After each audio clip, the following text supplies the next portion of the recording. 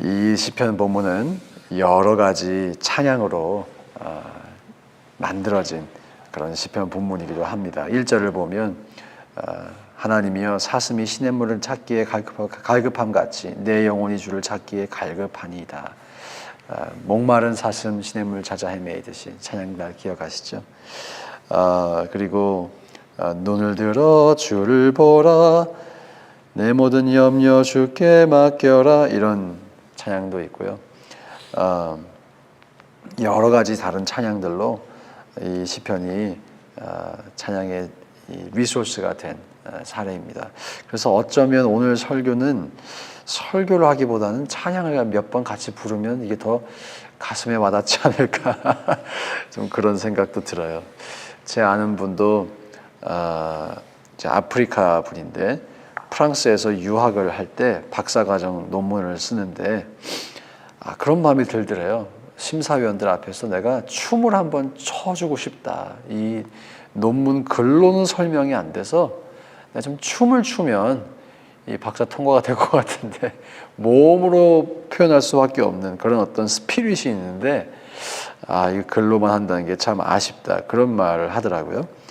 저도 좀 그렇습니다. 이것은 말보다는 글보다는 찬양으로 우리의 감정으로 좀 주님께 올려드려야 되는 부분이 있는 것 같아요. 그래도 말로 설명을 드리자면 이 시편이 저는 2절로 이루어져 있는 것 같습니다. 먼저 1절부터 5절까지가 첫 번째 노래로 따지면 1절에 해당하는 것 같아요.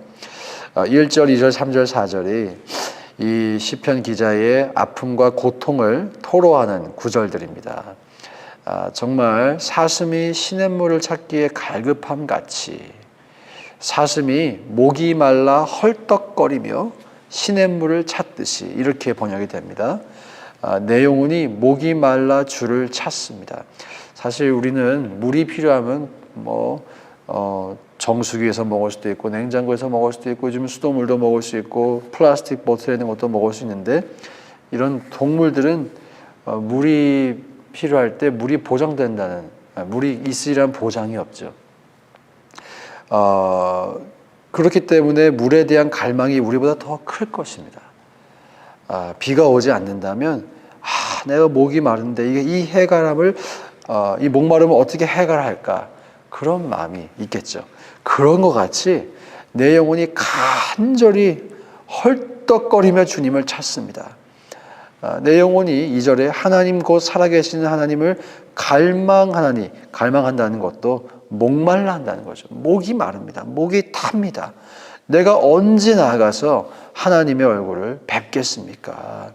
그러면서 사람들도 나에 대해서 조롱합니다. 사람들이 종일 내게 하는 말이 네 하나님이 어디 있느냐?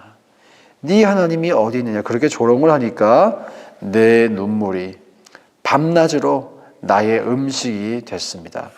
밥을 못 먹는다는 거죠. 너무 우리가 고통스럽고 괴로우면 이 밥맛이 없습니다. 그래서 눈물이 내 음식이 되었다. 이 표현이 내가 입맛을 잃을 만큼 슬프고 그리고 눈물밖에 흘릴 수가 없다. 이런 의미일 것입니다. 그리고 4절에 보면 지난 날들을 생각해 보면 내 영혼을 토해내지 않을 수가 없다. 내가 많은 사람들과 함께 이 행렬을 이끌고 하나님의 집으로 가서 명절을 지키러 가는 사람들 사이에서 기뻐 외치며 찬양했다. 과거를 돌이켜 보니까 정말 하나님을 기쁘게 섬겼던 시절이 있었다는 것이죠. 예전에는 제가 정말 하나님을 찬양했고 기뻐했고 살아계신 하나님을 느꼈고 그 임재를 누렸는데 이제는 없다는 것입니다. 이제는 고통이 그것을 다 가리워서 과거의 영광만 남았고 과거의 기쁨을 추억만 하지 이제는 더 이상 하나님이 나에게 역사하지 않는다. 내 인생에서 다 내 인생에 돌아가는 것을 보면 하나님이 정말 살아계시다라고 하는 증거보다는 하나님이 살아계시지 않다는 증거가 더 많은 것 같습니다. 이런 고통이겠죠. 너무너무 목이 마릅니다.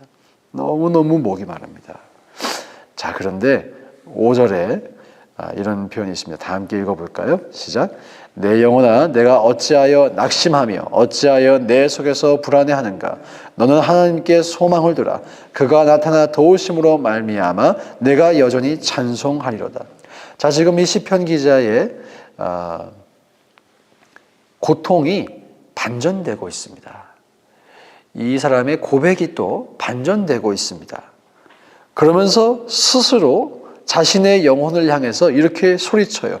내 영혼아, 내가 어찌하여 낙심하며 어찌하여 내 속에서 불안해하는가. 영혼의 스위치를 탁 킨 것 같아요. 우리의 신앙생활 가운데 우리가 느끼는 아픔이 여전히 있을 수 있죠. 고통스러운 현장을 만났는데 어떻게 고통을 안 느낍니까? 뭐 마취가 되지 않은 이상 우리가 고통을 느끼죠. 고통을 느끼다는 것은 어쩌면 내 영혼이 살아있다는 것입니다. 내가 무감각해지지 않았다는 거예요. 아파할 수 있죠. 그런데 그 아픔이 전부가 아닙니다. 스위치를 키면, 우리가 불을 키면, 내 영혼에 불을 키면 하나님이 보이기 시작합니다. 그리고 바로 그렇게 영혼의 스위치를 켤 때 하나님이 보이기 시작하고 그 하나님으로 말미암아 우리 가운데 소망이 생기는 것이죠. 너는 하나님께 소망을 두라. 그가 나타나 도우심으로 말미암아 내가 여전히 찬송하리로다. 지금 이 5절의 특징은 말하는 사람과 듣는 사람이 같다는 것입니다. 참 재밌죠. 말하는 사람과 듣는 사람이 같아요. 근데 저는 이것이 찬양의 기능 같아요.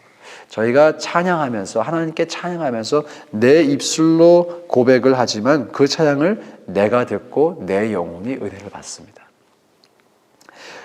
그래서 어떤 목사님은 이렇게 말씀하시더라고요. 마귀를 쫓아내는 가장 위대한 도구는 찬양이라고 그렇게 말씀을 하시더라고요.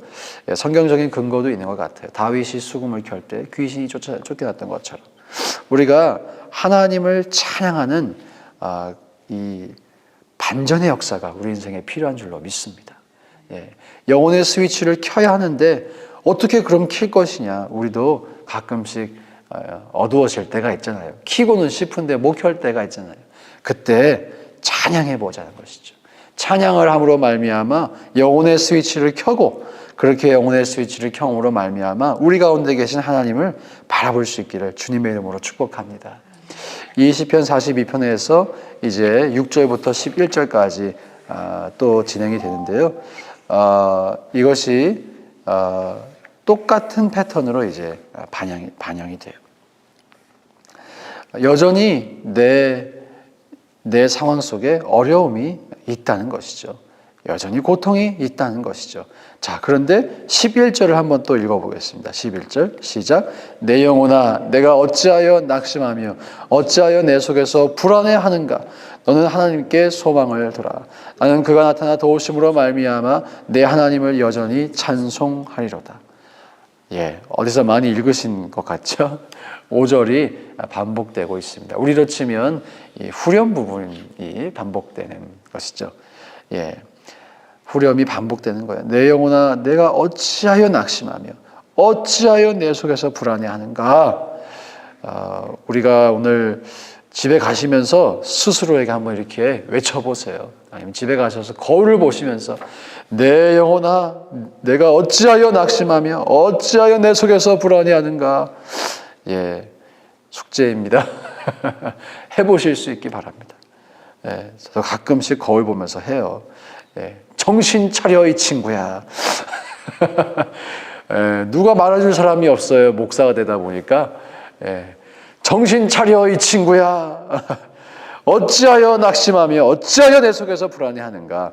너는 하나님께 소망을 두라. 우리 인생을 뒤돌아보면 아무리 절망적인 순간에도 우리가 이렇게 말할 수 있었지 않았을까 싶어요. 또 하나님께서 아무리 어려운 우리가 환경을 지나가도 결국은 우리를 위로해 주시고 회복시켜 주시지 않았습니까? 그렇죠? 그래서 우리가 지금 이 자리에 있는 것이죠. 제가 이번 주에 이제 우리 미국 목사님들 앞에서 교회 개척 간증을 하고 왔잖아요. 참고로 그 기사가 오늘 한국일보에 실렸어요. 이렇게 빨리 실릴 줄 몰랐습니다. 예. 그리고 부끄러워요. 좀 쑥스러워요. 근데 제가 간증을 하면서 이제 그런 말을 했어요. 난 개척을 이제 첫 예배를 드리기도 전에 코로나가 와가지고 다 셧다운되고 아무것도 못했다고. 아무것도 못했다. 그래서 진짜 죽을 뻔했다고, 죽고 싶었다고. 그러니까 목사님들이 엄청 은혜 받더라고요. 죽고 싶었나 봐요, 한 번쯤은. 그런데 뒤돌아보니까 그 시간이 정말 내가 죽고, 내가 진짜 죽고 예수님이 내 안에 살게 하시는 시간이었다. 그 얘기를 하고 왔거든요. 그래서 지금 죽을 것 같으신 분 빨리 죽으시라고. 그래야 예수님이 사신다고. 그 얘기를 이제 하고 왔어요. 네, 돌아보면 저도 왜 내가 그때 이 고백을 나 스스로에게 못했을까? 그런 생각이 들어요. 정말 아무런 변화도 없고 뭘 할 수도 없고 코로나 때문에 그때 얼마나 제 마음에 힘이 들고 낙심이 들고 어려움이 드는지. 그때 제가 저 스스로를 향해서 상원아, 내가 어찌하여 낙심하며 어찌하여 내 속에서 불안해하는가? 너는 하나님께 소망을 두라. 그랬다면 조금 더 그 시간이 스무스하게 지나갈 수 있지 않았을까? 지금 돌아보면 그런 생각을 하게 됩니다. 저와 여러분이 지나간 과거는 어떻게 하겠어요? 돌이킬 수 없겠죠. 하지만 우리가 다가오는 미래에 이런 고백을 할 수 있기를 소망해 봅니다. 그리고 제가 또 고백할 수 있는 것은 비록 저의 입술로 제 스스로 스위치를 켜는 그런 믿음의 고백을 정직하게 하지는 못했던 것 같아요. 하지만 하나님께서 그런 저를 로뎀나무 아래로 부르셔서 위로해 주시고 다시 살려주시고 저를 리노베이션 해주시고 제 속을 리노베이션 해주시고 결국 하나님만을 바라보게끔 인도해 주셨구나. 이것을 우리가 하나님의 은혜라고 고백하는 줄로 믿습니다. 우리에게 이런 은혜가 있음을 또한 우리가 신뢰합니다. 저와 여러분이 소망의 하나님을 바라볼 수 있기를 주의 이름으로 축복합니다. 함께 기도하실 때 받은 말씀을 기억하시며 주님, 우리가 어떠한 상황 가운데에서도 하나님을 소망하며 내 영혼아 어찌하여 너가 낙심하고 어찌하여 너가 불안해하는가? 그럴 이유가 없다는 것입니다. 우리 안에 계신 하나님께서는 이 세상보다 크시고 모든 문제보다 크신 분이시기 때문에 우리가 그 하나님 바라볼 때 문제가 작아지고 아무것도 아니게 되는 역사를 우리 모두가 경험하게 하여 주옵소서. 주님, 그런 은혜를 우리에게 베풀어 주옵소서. 함께 기도하시겠습니다. 아버지 하나님 감사드립니다. 하나님 아버지,